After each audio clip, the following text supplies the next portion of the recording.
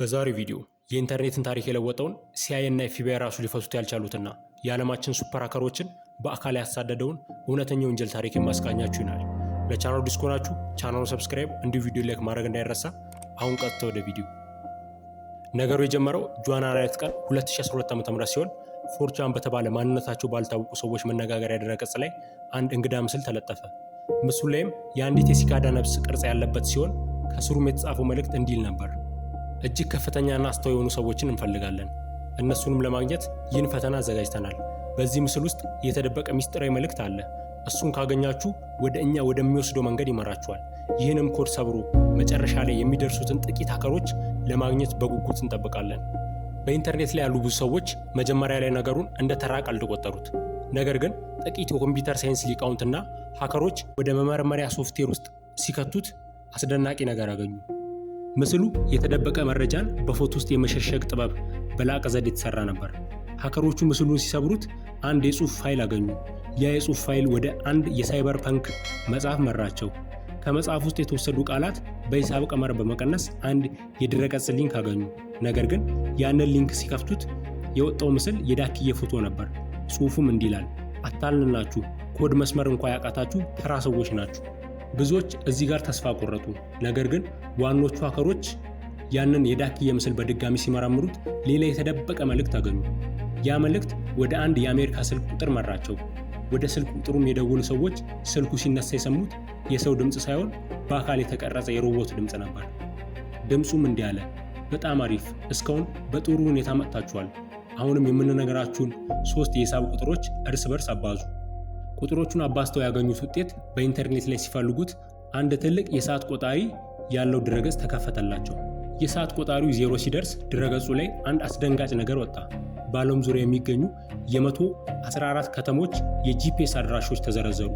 ከተሞቹም ከአሜሪካ እስከ ፈረንሳይ፣ ከሩሲያ እስከ ደቡብ፣ ከኮሪያ እስከ ጃፓን ድረስ የተዘረጉ ነበሩ።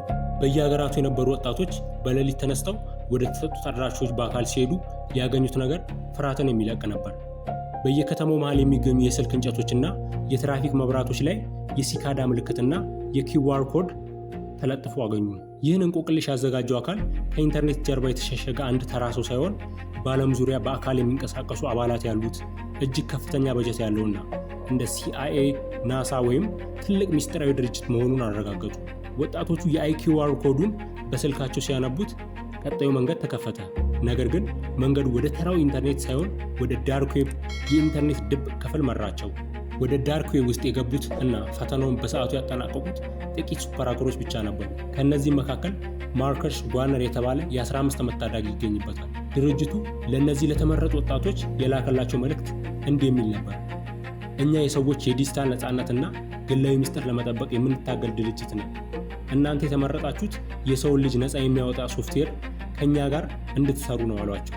ነገር ግን በቡድን ውስጥ ባሉ ሃከሮች መካከል አለመግባባት ሲፈጠር ሲካዳ 3301 ድንገት ድረገጹን ዘግቶ እንደ ጉም በኖ ተሰወረ።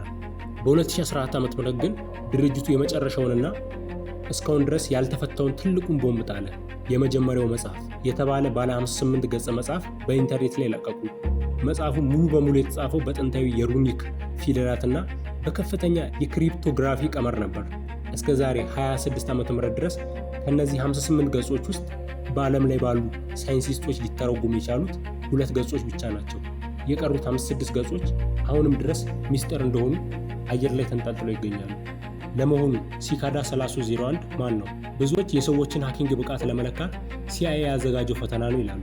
ሌሎች ደግሞ ዓለምን በዲጂታል መንገድ ለመቆጣጠር የሚፈልግ እንደ ኢሉሚናቲ የመሰለ ሚስጥራዊ ቡድን ነው ይላሉ። እውነታው ግን እስካሁን አልታወቀም። እናንተስ ይህን የዓለማችንን ትልቁን የሳይበር ሚስጥር ያቋቋመው ማን ይመስላችኋል? ሀሳባችሁን ኮመንት ላይ አጋሩ። ቪዲዮ ከተመቻችሁ ላይክ እና ሼር በማድረግ ለሌሎች አጋሩ። ለቀጣዩ አስደናቂ የወንጀልና የታሪክ መዝገብ አሁኑኑ ቻናሉን ሰብስክራይብ ያድርጉ። በቀጣይ ቪዲዮ እስክንገናኝ ሰላም።